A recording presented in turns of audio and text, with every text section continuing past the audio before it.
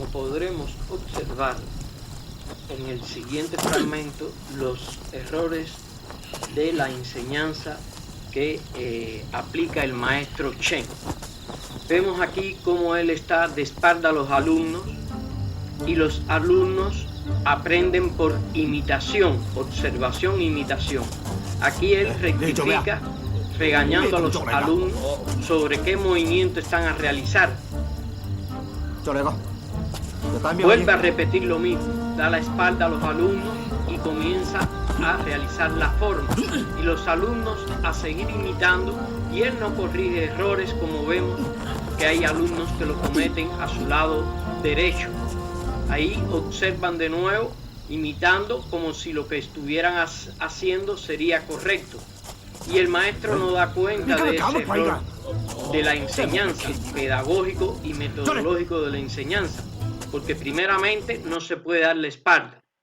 En el proceso de aprender este conocimiento empírico en relación a los alumnos, veremos que el alumno, para aprender, lo hace sin pasos organizados y sin una metodología, pues el maestro les enseña con un proceder no científico, no adecuado, pues aún al mismo tiempo que el maestro ejecuta y les demuestra los movimientos o técnicas sin interactuar con los alumnos, sin rectificarlos o corregir sus errores, vemos que el alumno, como parte del proceso de enseñanza-aprendizaje, en su papel de recibir o aprender el conocimiento, usa inconscientemente por instinto los siguientes métodos del aprendizaje: la observación y la imitación. En la observación se asocia en los procesos de la mente: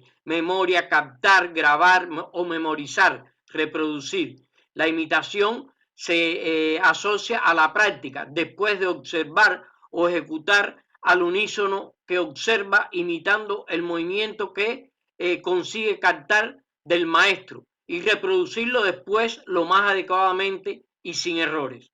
Por tanto, la metodología que se aplica en la forma de enseñar y el aprendizaje, no hay una interrelación adecuada entre maestros y alumnos.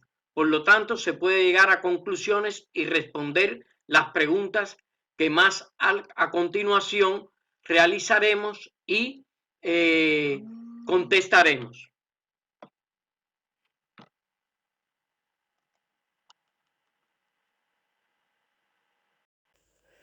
Una vez visto el pequeño fragmento del filme chino, vamos entonces a realizar las siguientes preguntas que están dirigidas tanto a los estudiantes o alumnos como a los profesores.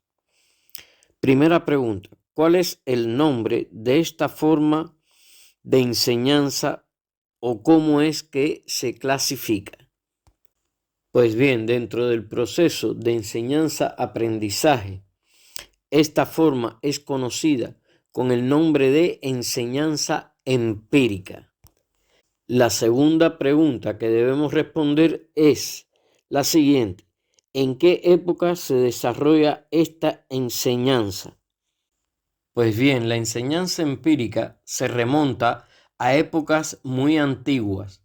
No existe evidencia de un origen exacto en la historia de la evolución de los seres humanos. Ella se comienza a desarrollar a partir de ciertas etapas donde la experiencia perfeccionó el proceso de enseñanza-aprendizaje. Es decir, el hombre aprendía de forma natural e intuitiva, sin un proceso que rigiera bien esa transmisión del conocimiento adquirido. Él simplemente enseñaba a sus alumnos o mostraba a sus alumnos lo que él era capaz de hacer, y los alumnos, por tanto, imitaban el cómo la persona ejercía sus actividades. Por tanto, la enseñanza empírica era una enseñanza muy primitiva. En sus inicios no poseía un fundamento que ayudara a esa interrelación entre alumno-profesor. La tercera pregunta está enfocada a las características que debe tener esta enseñanza en cuanto a su proceso de evolución. Pues bien, en épocas remotas, en el caso de la actividad motora del hombre, aprendía nuevas formas o técnicas de cazar, de luchar en dependencia de la observación, de la experiencia. Quiere decir, él era más bien un captador de todo lo que se era capaz de aprender en el medio natural y que precisaba para su subsistencia, para la vida.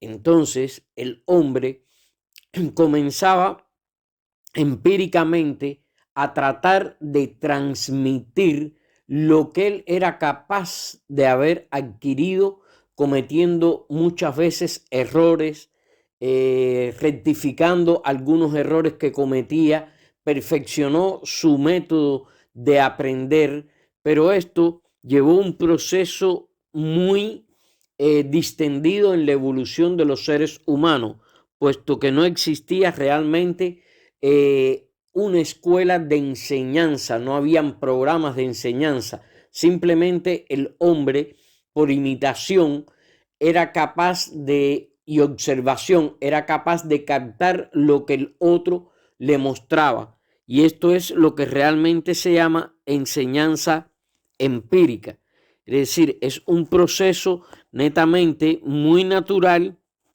y el hombre no poseía esta habilidad o capacidad de el saber enseñar lo que sabía hacer. Pues bien, en base a la relación social dentro de la comunidad, el hombre se comenzó a percatar de que habían dos personas que interactuaban y una era quien enseñaba o transmitía una sabiduría o un conocimiento teórico o práctico, y el otro era quien recibía ese conocimiento, es decir, casi siempre era el más de mayor experiencia, la persona más adulta, quien enseñaba a los más jóvenes o le transmitía a los más jóvenes su experiencia. A partir de ahí comenzó a surgir un perfeccionamiento del proceso enseñanza-aprendizaje y se basaba inicialmente en esa forma de imitación en la parte de lo que es la actividad motriz del hombre. Es decir, el hombre imitaba lo que veía que hacía el otro o que el otro le mostraba según su experiencia. Por tanto, la enseñanza empírica manifestaba estas características. De aquí vamos a dar paso a la cuarta pregunta, que consiste en relacionar los métodos del aprendizaje y los métodos de la enseñanza. Es decir, qué características desde el punto de vista de los procesos que aplicaba tanto el que trataba de transmitir su conocimiento como de aquel que lo recibía. El receptor tenía ciertas características. Quiere decir, simplemente la enseñanza empírica existían dos métodos que el que aprendía aplicaba. Era el método de observación y el método de la imitación. Mientras el método del que enseñaba más bien se basaba en la demostración, es decir, el método demostrativo, porque era muy poco empleado el método de la enseñanza explicativo. El maestro más bien se basaba en demostrar a través de la práctica, en el caso de la cultura física, lo que él sabía hacer, y el alumno, en fin, utilizaba el método de aprender a través de la observación y la imitación. En este es la esencia que consiste el método empírico de la enseñanza y el aprendizaje.